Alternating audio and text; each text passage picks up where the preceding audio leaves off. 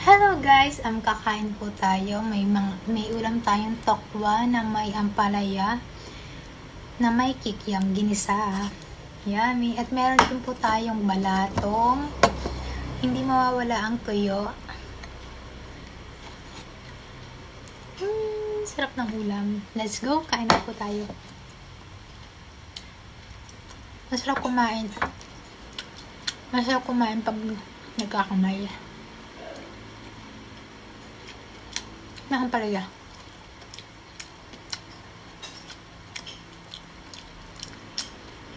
Hindi mapait yung pagkakaluto natin.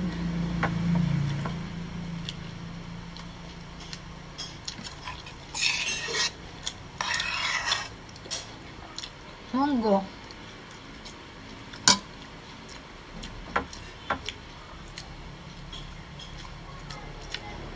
Takwa.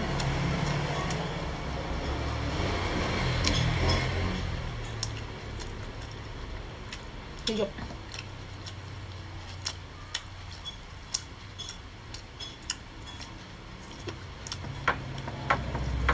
Nakain po ba kayo ng mga tokwa? Masarap na yung ulam.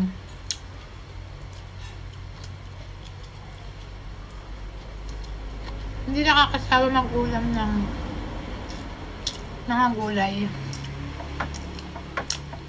Mas masarap pa nga mga ulam ay gulay kasi sa mga baboy, manok.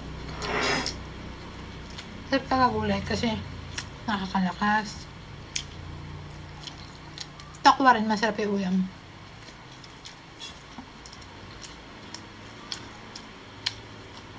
Sarap na ampalaya.